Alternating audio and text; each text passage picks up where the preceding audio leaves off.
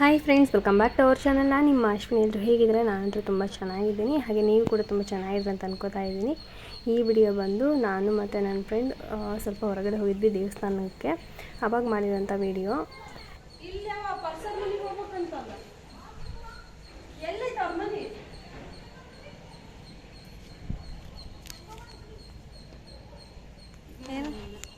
ಎಲ್ಲೈತಂತ ಗೋ ಇಲ್ಲಿಂದ ಐತಿ. ಹೋಗಿ ಬರ್ತೀನಿ, ಇರ್ತೀಯ? ಹೋಗ್ಬೋ ಮಾಡ್ಕೊಂತೀರ? ಹಾಂ.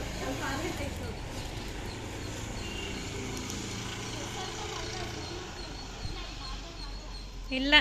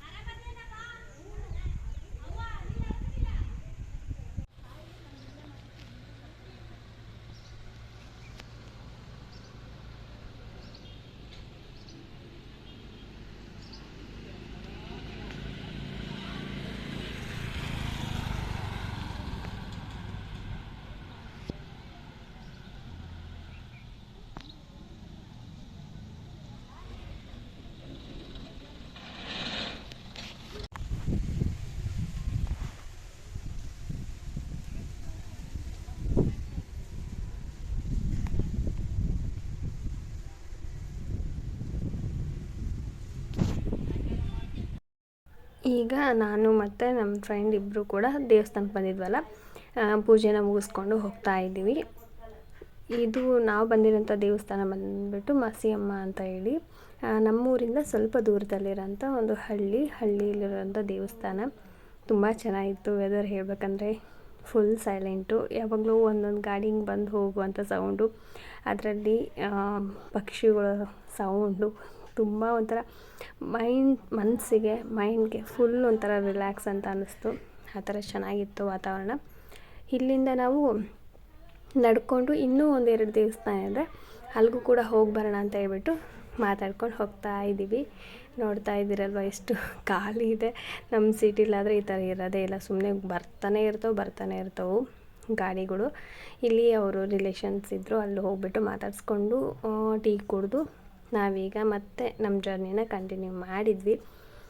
ಫಸ್ಟ್ ಟೈಮ್ ನಾನು ಈ ಥರ ಬಂದಿದ್ದಂದರೆ ಫ್ರೆಂಡ್ ಜೊತೆ ಈ ಥರ ಹೊರಗಡೆ ಬಂದು ಈ ಥರ ವಿಡಿಯೋ ಶೂಟೆಲ್ಲ ಮಾಡ್ಕೊಂಡಿದ್ದು. ಪ್ರತಿ ಸಲವೂ ಕೂಡ ಫ್ಯಾಮ್ಲಿ ಜೊತೆ ಇಲ್ಲ ನಮ್ಮ ಮನೆಯವ್ರ ಜೊತೆ ಬರ್ತಾಯಿದ್ದೆ. ಬಟ್ ಈ ಸಲ ನನ್ನ ಫ್ರೆಂಡ್ ಜೊತೆ ಬಂದಿದ್ದೀನಿ.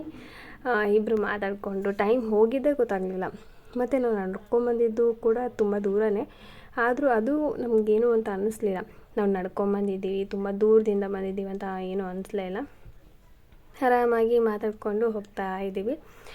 ಇಲ್ಲಿ ತುಂಬ ನೀರಿತ್ತಂತೆ, ಬಟ್ ಇವಾಗ ನೀರಿಲ್ಲ. ಗೇಟ್ ಓಪನ್ ಮಾಡಿದರೆ ನೀರು ಬರುತ್ತೆ ಅಂತ ಹೇಳಿದ್ಲು. ನೋಡ್ತಾ ಇದ್ದೀವಿ, ನೀರಿಲ್ಲ. ನೋಡಿಕೊಂಡು ಹಾಗೆ ಮಾತಾಡ್ಕೊಂಡು ಹೋಗ್ತಾ ಇದ್ವಿ. ಇವಾಗ ಮಕ್ಕಳನ್ನ ಸ್ಕೂಲ್ಗೆ ಬಿಟ್ಟು ನಾವಿಬ್ಬರೇ ಬಂದಿದ್ದು. ಮಕ್ಕಳನ್ನ ಕರ್ಕೊಂಬಂದಿದ್ರೆ ಈ ಥರ ನಡ್ಕೊಂಡು ಕೂಡ ಹೋಗೋದಕ್ಕಾಗ್ತಾ ಇರಲಿಲ್ಲ. ಅವರು ಮತ್ತು ಅಮ್ಮ ನಡೆಯೋದಕ್ಕಾಗಲ್ಲ, ಎತ್ಕೋ ಅಂತ ಹೇಳೋರು, ಇಲ್ಲಾಂದ್ರೆ ಆಟೋಕ್ಕೆ ಹೋಗೋಣ ಅಂತ ಹೇಳೋರು. ಬಟ್ ಇದೇನೋ ಒಂಥರ ಎಕ್ಸ್ಪೀರಿಯೆನ್ಸ್ ಚೆನ್ನಾಗಿತ್ತು. ನಡ್ಕೊಂಡು ಬಿಸಿಲಿದ್ರು ಕೂಡ ನಡ್ಕೊಂಡು ಆರಾಮಾಗಿ ಬಂದ್ವಿ. ಫ್ರೆಂಡು, ತಂಗಿ, ಸಿಸ್ಟರ್ ಎಲ್ಲ ಹೆಸರು ಬಂದುಬಿಟ್ಟು ಬಸಮ್ಮ ಅಂತ ಹೇಳಿ. ಸೊ ತುಂಬ ಕ್ಯೂಟು, ತುಂಬ ಚೆನ್ನಾಗಿ ಮಾತಾಡ್ತಾಳೆ, ತುಂಬ ನಗಿಸ್ತಾಳೆ. ನಾವಿಬ್ಬರು ಏನೋ ಮಾತಾಡ್ಕೊಂಡು ಹೋಗ್ತಾಯಿದ್ವಿ. ತುಂಬ ಕಾಮಿಡಿ ಮಾಡಿಕೊಂಡು ಹಾಗೆ ಸ್ವಲ್ಪ ಮಾತಾಡ್ಕೊಂಡು ಹೋಗ್ತಾಯಿದ್ವಿ. ಹಾಗಾಗಿ ವಾಯ್ಸ್ನ ಮ್ಯೂಟ್ ಮಾಡಿದೆ. ವಾಯ್ಸು ಸ್ವಲ್ಪ ಕೊಟ್ಟಿದ್ರೆ ಚೆನ್ನಾಗಿತ್ತು. ಬಟ್ ಏನಂತಾರೆ, ಇವಾಗ ನಾವಿಬ್ಬರು ಏನೋ ಮಾತಾಡ್ಕೊಂಡು ಹೋಗ್ತಾ ಇದ್ದೀವಿ ಅಂದರೆ ಜೊತೆಗೆ ಏನಾದರೂ ಹೇಳ್ಕೊಂಡು ಹೋಗ್ತಾ ಇರ್ತೀವಿ, ಅದು ಇದು ಅಂತ ಹೇಳಿ. ಹಾಗಾಗಿ ಬೇಡ, ಸದ್ಯಕ್ಕೆ ಆರಾಮಾಗಿ ವಾಯ್ಸ್ ಕೊಟ್ಟರೆ ಆಯ್ತು ಅಂತ ಹೇಳಿ ವಾಯ್ಸ್ ಕೊಡ್ತಾ ಇದ್ದೀನಿ. ಐ ಹೋಪ್ ನಿಮಗೆ ಈ ವಿಡಿಯೋ ಇಷ್ಟ ಆಗುತ್ತೆ ಅಂತ ಅಂದ್ಕೊಂಡಿದ್ದೀನಿ. ಇಷ್ಟ ಆದರೆ ಒಂದು ಲೈಕ್ ಮಾಡಿ, ಶೇರ್ ಮಾಡಿ, ಕಾಮೆಂಟ್ ಮಾಡಿ.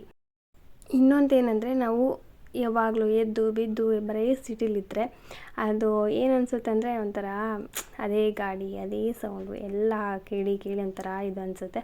ಅದೇ ಒಂದು ದಿನದ ಮಟ್ಟಿಗೆ ಏನಾದ್ರು ಹಳ್ಳಿ ಕಡೆ ಬಂದುಬಿಟ್ವಿ ಅಂದರೆ ಈ ಥರ ವಾತಾವರಣ ನೋಡಿ ಎಷ್ಟೊಂದು ಮನಸ್ಸಿಗೆ ನೆಮ್ಮದಿ ಅಂತ ಅನ್ಸುತ್ತೆ ಗೊತ್ತಾ. ಎಷ್ಟೊಂದು ಮನಸ್ಸಿಗೆ ರಿಲ್ಯಾಕ್ಸ್ ಅನಿಸುತ್ತೆ, ಮೈಂಡು ಕೂಡ ಫ್ರೆಶ್ ಅಂತ ಅನಿಸುತ್ತೆ. ಬಿಸಿಲಿದೆ, ಬಟ್ ಬಿಸಿಲು ನಮಗೇನೂ ಅನಿಸ್ತಾನೆ ಲೆಕ್ಕಕ್ಕೆ ಇಲ್ಲ. ಸೊ ಆ ಥರ ನಮಗೆ ಏನೋ ಒಂಥರ ಖುಷಿಯಾಗಿ ಆರಾಮಾಗಿ ನಡ್ಕೊಂಡು ಹೋಗ್ತಾಯಿದ್ವಿ. ಅಕ್ಕಪಕ್ಕ ಗದ್ದೆಗಳು, ಹೊಲ ಅದೆಲ್ಲ ಕೂಡ ಇದ್ದವು. ಮತ್ತು ಚಿಕ್ಕ ಪುಟ್ಟ ದೇವಸ್ಥಾನಗಳು ಎಲ್ಲವೂ ಇದ್ದವು. ಅದನ್ನೆಲ್ಲ ನೋಡಿಕೊಂಡು ಹೋಗ್ತಾಯಿದ್ವಿ. ಆಲ್ಮೋಸ್ಟ್ ನಾವಿಬ್ಬರು ನಡ್ಕೊಂಬಂದಿದ್ದು ಅಟ್ಲೀಸ್ಟ್ ಅಂದ್ರೂ ನನಗೆ ಅನಿಸಿದ ಪ್ರಕಾರ ಒಂದು 2-3 ಕಿಲೋಮೀಟ್ರ್ ಅಂತೂ ನಡ್ಕೊಂಬಂದಿದ್ವಿ. ಅದೇ ನಾವು ಸಿಟಿಲಾಗಿದ್ದರೆ ಈ ಥರ ನಡ್ಕೊಂಬರ್ಬೇಕಂದ್ರೆ ಎಷ್ಟೊತ್ತಾಗ್ತಿತ್ತೋ ಗೊತ್ತಿಲ್ಲ, ಯಾಕಂದರೆ ವೆಹಿಕಲ್ಸ್ ಎಲ್ಲ ಅಡ್ಡಾಡ್ತಾ ಇರ್ತವೆ. ಬಟ್ ಇದು ನಾವು ನಡ್ಕೊಂಬಂದ್ರೂ ಏನು ಅಂತ ಜಾಸ್ತಿ ದೂರ ನಡೀತಾ ಇದ್ದೀವಿ ಅಂತಲೂ ಕೂಡ ಅನಿಸ್ಲಿಲ್ಲ, ಯಾಕಂದರೆ ಅಷ್ಟೊಂದು ವೆಹಿಕಲ್ಸ್ ಕೂಡ ಅಡ್ಡಾಡ್ತಾ ಇರಲಿಲ್ಲ. ಹಾಗಾಗಿ ಆರಾಮಾಗಿ ನಡ್ಕೊಂಡು ಬಂದ್ವಿ. ಹಾಗೆ ತುಂಬ ಜನ ತುಂಬ ಕಾಮೆಂಟ್ಸ್ ಮಾಡ್ತಾಯಿದ್ರು, ಆಪ್ರೇಷನ್ ಬಗ್ಗೆ ಕೇಳ್ತಾ ಇದ್ದೀರಾ ಮತ್ತು ಯೂಟ್ಯೂಬ್ ಬಗ್ಗೆ ಕೇಳ್ತಾ ಇದ್ದೀರಾ. ಆಲ್ರೆಡಿ ನಾನು ಆಪ್ರೇಷನ್ ಬಗ್ಗೆನೂ ಕೂಡ ಹೇಳಿದ್ದೀನಿ, ಆದರೂ ಮತ್ತೆ ಕೇಳ್ತಾ ಇದ್ದಾರೆ ಸಿಸ್ಟರ್ಸ್ ಎಲ್ಲ. ನಿಮ್ಗೆ ಏನಾದರೂ ಡೌಟ್ಸ್ ಇತ್ತು ಅಂದರೆ ದಯವಿಟ್ಟು ಕಾಮೆಂಟ್ ಮಾಡಿ ಆಯಿತಾ, ನಾನು ರಿಪ್ಲೈ ಮಾಡ್ತೀನಿ. ಅಟ್ಲೀಸ್ಟ್ ನಿಮ್ಗೆ ರಿಪ್ಲೈ ಮಾಡಿದಾಗ ನಿಮ್ಗೆ ಅರ್ಥ ಆಗದೆ ಇದ್ದರೆ ಒಂದು ವಿಡಿಯೋನಾದರೂ ಮಾಡಿ ನಾನು ನಿಮ್ಮ ಜೊತೆ ಶೇರ್ ಮಾಡ್ಕೊತೀನಿ. ಯಾಕಂದರೆ ನಾನು ಆಪ್ರೇಷನ್ ಮಾಡಿಸ್ಕೊಂಡಿರೋದಕ್ಕೆ ಯಾವ ಥರ ನನಗೆ ಎಕ್ಸ್ಪೀರಿಯೆನ್ಸ್ ಆಗಿದೆ ಅಂತ ನಿಮಗೂ ಕೂಡ ಕ್ಯೂರಿಯಾಸಿಟಿ ಇರುತ್ತೆ. ಯಾಕಂದರೆ ನೀವು ಮಾಡಿಸ್ಕೋಬೇಕಂತ ಅಂದ್ಕೊಂಡಿರ್ತೀರ, ಆ ಟೈಮಲ್ಲಿ ಏನಾಗುತ್ತೋ ಏನೋ ಅನ್ನೋ ಭಯ ಮತ್ತು ಪೇನ್ ಆಗುತ್ತಾ ಆ ಥರ ಎಲ್ಲ ಕ್ವಶನ್ಸ್ ಇರುತ್ತೆ. ಆಲ್ಮೋಸ್ಟ್ ನಿಮ್ಗೆ ಯಾವ ಥರ ಕ್ವಶನ್ಸ್ ಇರುತ್ತೋ ಕಾಮೆಂಟ್ ಮಾಡಿ. ಅಟ್ಲೀಸ್ಟ್ ಒಂದು ಚಿಕ್ಕ ವಿಡಿಯೋದಲ್ಲಾದರೂ ನಾನು ನಿಮ್ಮ ಜೊತೆ ಶೇರ್ ಮಾಡ್ಕೋತೀನಿ. ನನಗೇನು ಎಕ್ಸ್ಪೀರಿಯೆನ್ಸ್ ಆಯಿತು, ನನಗೇನೆಲ್ಲ ಅಲ್ಲಿ ಸಿಚುವೇಶನ್ಸ್ನ ಫೇಸ್ ಮಾಡೋ ಥರ ಆಯಿತು, ಹಾಗೆ ಏನೆಲ್ಲ ಪ್ರಾಬ್ಲಮ್ಸ್ ಕೂಡ ನಾವು ಫೇಸ್ ಮಾಡಿದ್ವಿ after operation, before operation. So ಇದು ಆಯಿತಾ, ಆಪ್ರೇಷನ್ ಆಗೋಕ್ಕೂ ಮುಂಚೆ ಆಮೇಲೆ ಆಪ್ರೇಷನ್ ಆದಮೇಲೆ ಯಾವ ಥರ, ಸೊ ಆ ಥರ ಎಲ್ಲ ಎಕ್ಸ್ಪೀರಿಯೆನ್ಸ್ ಇದೆ. ಬಟ್ ಯಾವ ಥರ ಎಕ್ಸ್ಪೀರಿಯೆನ್ಸ್ ಆಯಿತು ಅಂತಲೂ ಕೂಡ ನಾನು ನಿಮ್ಮ ಜೊತೆ ಶೇರ್ ಮಾಡ್ಕೋತೀನಿ ಆಯಿತಾ. ಸೊ ಇವಾಗ ನೋಡ್ತಾ ಇದ್ದೀರಲ್ವ, ಎಲ್ಲಿ ನೋಡಿದರೂ ಕೂಡ ನಿಮ್ಗೆ ಖಾಲಿ ಖಾಲಿನೇ ಕಾಣಿಸುತ್ತೆ ರೋಡೆಲ್ಲ. ಯಾಕಂದರೆ ಹಳ್ಳಿ ವಾತಾವರಣನೇ ಒಂಥರ ಚೆಂದ ಅಲ್ವಾ. ಸೊ ಅದಕ್ಕೆ ಹೇಳೋದು ಹಳ್ಳಿನೇ ಬೆಸ್ಟ್ ಅಂತ ಹೇಳಿ. ಯಾವಾಗ್ಲೂ ಒಂಥರ ಪೀಸ್ಫುಲ್ಲಾಗಿ ಏನೋ ಟೆನ್ಷನ್ ಇಲ್ದಂಗೆ ಆರಾಮಾಗಿರ್ಬೋದು. ಬಟ್ ಸಿಟಿಲಿ ಹಂಗಲ್ಲ, ಓಡ್ತಾನೆ ಇರಬೇಕು ಆ ಥರ ಇರುತ್ತೆ ಲೈಫ್ ಅನ್ನೋದು. ಇಲ್ಲಿ ಆರಾಮಾಗಿ ಊಟ ಮಾಡಿಕೊಂಡು ನಮ್ಮ ಪಾಡಿಗೆ ನಾವು ಏನಾದರೂ ಕೆಲಸ ಇದ್ದರೆ ಕೆಲಸ ಮಾಡಿಕೊಂಡು ಆರಾಮಾಗಿ ರೆಸ್ಟ್ ಮಾಡೋದು, ಈ ಥರ ಎಲ್ಲ ಇರುತ್ತೆ. ಇಲ್ಲ ಕೆಲ್ಸಕ್ಕೆ ಹೋಗ್ಬೇಕಂದ್ರೆ ಯಾವ್ದಾದ್ರು ಹಳ್ಳಿ ಕೆಲಸ ಇದ್ದೇ ಇರುತ್ತಲ್ವ, ಹೊಲದ ಕೆಲಸ, ಹಂಗೆಲ್ಲ ಕೆಲ್ಸಕ್ಕೆ ಹೋಗೋದು, ಆರಾಮಾಗಿ ಬಂದು ಮನೇಲಿ ಇರೋದು, ಈ ಥರ ಇರುತ್ತೆ. ಬಟ್ ಸಿಟಿಲಿ ಹಂಗಲ್ಲ, ಪ್ರತಿಯೊಂದಕ್ಕೂ ಕೂಡ ಓಡ್ತಾನೇ ಇರಬೇಕು. ಪ್ರತಿಯೊಂದೂ ಒನ್ ಡೇ ಫುಲ್ ಕಳಿಬೇಕಂದ್ರೆ ಯಪ್ಪ ಅಂತ ಅನಿಸುತ್ತೆ. ಬಟ್ ಹಳ್ಳೀಲಿ ಹಂಗಲ್ಲ, ಆರಾಮಾಗಿ ಟೈಮ್ ಸ್ಪೆಂಡ್ ಮಾಡ್ಬೋದು. ಆಮೇಲೆ ಈ ದಾರಿ ಮಧ್ಯದಲ್ಲೇ ಒಂದು ದೇವಸ್ಥಾನ ಇತ್ತು, ಅಲ್ಲೂ ಕೂಡ ಹೋಗಿ ಬಂದ್ವಿ.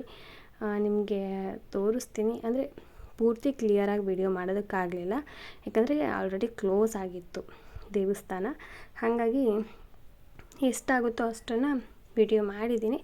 ಹಾಗೆ ನಿಮ್ಗೆ ಹೇಳೋದು ಮರೆತುಬಿಟ್ಟೆ, ಯಾವ ಹಳ್ಳಿ ಅಂತ ಹೇಳಿ, ದಾವಣಗೆರೆಯಿಂದ ಸ್ವಲ್ಪ ದೂರದಲ್ಲಿರೋಂಥ ಕಡಲೆಬಾಳು ಅಂತ ಹೇಳಿ, ದಾವಣಗೆರೆಯಿಂದನೇ ಒಂದು 7-8 ಕಿಲೋಮೀಟ್ರ್ ಇದೆ ಅಂತ ಹೇಳಿದ್ಲು ನನ್ನ ಫ್ರೆಂಡು.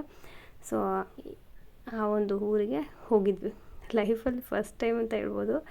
ಯಾಕಂದರೆ ಅಕ್ಕಪಕ್ಕದಲ್ಲಿ ಹಳ್ಳಿಗಳಿದ್ರೂ ಕೂಡ ನಾವು ಹೋಗೋದು ಕಷ್ಟನೇ, ಹೋಗಲ್ಲ ಬೇಗ. ಆದರೆ ಇವಾಗ ಫ್ರೆಂಡ್ಸ್ ಯಾರಾದರೂ ಇರ್ತಾರೆ, ಇಲ್ಲ ಯಾರಾದರೂ ಕರ್ಕೊಂಡು ಹೋಗ್ತಾರೆ ಅಂದರೆ ಆರಾಮಾಗಿ ಹೋಗಿ ಬಂದುಬಿಡ್ತೀನಿ. ನನಗೆ ತುಂಬ ಇಷ್ಟ ಹಳ್ಳಿಗಳಿಗೆ ಹೋಗೋದು, ಅಲ್ಲಿರೋದು ಅಂತ. ಹಾಗಾಗಿ ಇವತ್ತು ಹೋಗಿ ಮತ್ತು ಇಲ್ಲಿ ನಮಸ್ಕಾರ ಮಾಡಿಕೊಂಡು, ಅಂದರೆ ದಾರಿ ಮಧ್ಯೆ ಯಾವ್ಯಾವ ದೇವಸ್ಥಾನ ಸಿಗುತ್ತೋ ಎಲ್ಲ ದೇವಸ್ಥಾನಕ್ಕೆ ಹೋಗ್ಬಿಟ್ಟು ನಮಸ್ಕಾರ ಮಾಡ್ಕೊಂಡು ಬಂದ್ವಿ.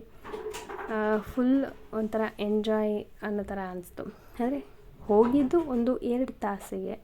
ಸೊ 2 ತಾಸಲ್ಲೇ ಒಂಥರ ಹ್ಯಾಪಿ ಅಂತ ಫೀಲ್ ಆಯಿತು. ನಾವು ಮತ್ತೆ ಬಂದಿರೋದು ಇಲ್ಲಿ ಸುತ್ತಾಡೋದಕ್ಕಲ್ಲ, ತಿನ್ನೋದಕ್ಕಲ್ಲ, ಎದಕ್ಕೂ ಅಲ್ಲ, ಜಸ್ಟ್ ದೇವಸ್ಥಾನಕ್ಕೆ ಬಂದಿದ್ದೀವಿ, ಅದರಲ್ಲೇ ಒಂಥರ ಖುಷಿ ಅಂತ ಅನಿಸುತ್ತೆ. ಹೇಳ್ತೀನಲ್ವ, ವಾತಾವರಣದ ಮೇಲೆ ನಮ್ಮ ಒಂದು ಖುಷಿ ಅನ್ನೋದು ಡಿಸೈಡ್ ಆಗುತ್ತೆ. ಕೆಲವೊಬ್ಬರಿಗೆ ಖರ್ಚೆಲ್ಲ ಮಾಡಿದರೂ ಕೂಡ, ಎಷ್ಟು ಖರ್ಚು ಮಾಡಿದರೂ ಕೂಡ ಖುಷಿ ಅನ್ನೋದು ಆಗಲ್ಲ. ಬಟ್ ಏನು ಖರ್ಚು ಮಾಡ್ದೇ ಇಂಥ ಒಂದು ಮೈಂಡ್, ಅಂದರೆ ಇಂಥ ಒಂದು ಇದರಲ್ಲಿ ಬಂದುಬಿಟ್ರೆ ಯಾವ ಥರ ಇದ್ದರೂ ಕೂಡ ನಮಗೆ ಮೈಂಡನ್ನು ಫ್ರೀ ಅನಿಸುತ್ತೆ, ಖುಷಿ ಅಂತ ಅನಿಸುತ್ತೆ. ಅದನ್ನು ನಾನಿಲ್ಲಿ ಎಕ್ಸ್ಪೀರಿಯೆನ್ಸ್ ಮಾಡಿದ್ದು. ತುಂಬ ಖುಷಿ ಅಂತ ಅನ್ನಿಸ್ತು, ಯಾಕಂದರೆ ಹೊಸ ಹೊಸ ದೇವಸ್ಥಾನ, ಆಮೇಲೆ ಮತ್ತು ಹೊಸ ಹೊಸ ಎಕ್ಸ್ಪೀರಿಯೆನ್ಸು, ಖುಷಿ ಆಯಿತು. ಫೈನಲಿ ದೇವ್ರ ಹತ್ರ ನಮಸ್ಕಾರ ಮಾಡಿಕೊಂಡು ಆಮೇಲೆ ಇಲ್ಲಿಂದ ಹೊರಟ್ವಿ. ಇಲ್ಲಿ ನೋಡ್ತಾ ಇದ್ರಲ್ಲ, ಸುತ್ತಮುತ್ತ ಮನೆಗಳು ಏನೂ ಇಲ್ಲ, ಹೊಲದ ಮಧ್ಯೆ ಇರುವಂಥ ದೇವಸ್ಥಾನ ಇದು. ಸೊ ಇಲ್ಲಿ ಬಂದು ನಮಸ್ಕಾರ ಮಾಡ್ಕೊಂಡ್ವಿ. ಮತ್ತು ಇಲ್ಲಿ ಇನ್ನೂ ಹೇಳಬೇಕಂದ್ರೆ ಜಾಸ್ತಿ ಗಿಡಗಳು ಇನ್ನೂ ಇಲ್ಲ, ಆಗಲೇ ಕಟ್ ಮಾಡಿದ್ದಾರೆ. ಅದು ಇದ್ದಿತ್ತು ಅಂದರೆ ಎಷ್ಟು ಚೆನ್ನಾಗಿ ಕಾಣ್ತಾ ಇತ್ತಲ್ಲ, ಸುತ್ತ ಗಿಡಗಳು, ಆಮೇಲೆ ಹೊಲ ಗದ್ದೆ, ಮತ್ತು ಅಲ್ಲೆಲ್ಲೋ ಒಂದು ಕಡೆ ನೋಡಿ ಈ ಥರ ಗಾಡಿಗಳು ಯಾವಾಗೋ ಒಂದು ಸಲ ಹೋಗೋದು, ಎಷ್ಟು ಚೆನ್ನಾಗಂತ ಅನಿಸುತ್ತೆ. ಮತ್ತು ಇಲ್ಲಿ ಪಾದಗಟ್ಟೆ ಇತ್ತು, ಅಲ್ಲಿ ನಮಸ್ಕಾರ ಮಾಡಿಕೊಂಡು ಮತ್ತು ನಮ್ಮ ಒಂದು ಜರ್ನಿ ಅನ್ನೋದಕ್ಕಿಂತ ಹಾಗೆ ಆ ಟೈಮ್ನ ಹೋಗ್ತಾಯಿದ್ವಿ. ಇಲ್ಲಿ ಇದು ಯಾವ ದೇವಸ್ಥಾನ ಅಂದರೆ ಆಂಜನೇಯನ ದೇವಸ್ಥಾನ. ಇದು ಫುಲ್ ಫೇಮಸ್ ಅಂತ ಹೇಳ್ಬೋದು, ಯಾಕಂದರೆ ತುಂಬ ಚೆನ್ನಾಗಿ ಪೂಜೆ ಮತ್ತು ಕಾರ್ತಿಕೋತ್ಸವ, ಜಾತ್ರೆ ಎಲ್ಲ ಕೂಡ ಆಗುತ್ತಂತ ಹೇಳಿದರು. ಆದರೆ ನಾವು ಒಂದು ಸಲನೂ ನೋಡಿಲ್ಲ, ಮತ್ತು ಈ ದೇವಸ್ಥಾನಕ್ಕೆ ಬಂದಿದ್ದು ಫಸ್ಟ್ ಟೈಮೇ. ಆದರೆ ಒಂಥರ ಚೆನ್ನಾಗಿತ್ತು ಎಕ್ಸ್ಪೀರಿಯೆನ್ಸ್ ಹೇಳ್ಬೇಕಂದ್ರೆ. ಆಂಜನೇಯ ದೇವಸ್ಥಾನಕ್ಕೆ ಬಂದ್ರೇ ಒಂದು ಎನರ್ಜಿ. ಸೊ ಫೈನಲಿ ಬಂದಿದ್ದೀವಿ. ಬಿಡದಿಂದಲ್ಲಿ ಬಂದ್ರೇ ಒಂಥರ ಆರಾಮಾಗಿ ಕುತ್ಕೊಂಡು ಶಾಂತವಾಗಿ ಹೋಗ್ಬೋದು. ಆವತ್ತಿನ ದಿನ ಅಂದರೆ ಅದನ್ನ ವಾರದ ದಿನ ಬಂದ್ವಿ ಅಂದರೆ ತುಂಬ ರಶ್ ಇರುತ್ತೆ, ತುಂಬ ಸೌಂಡು, ತುಂಬ ಗದ್ದಲ ಅನಿಸುತ್ತೆ.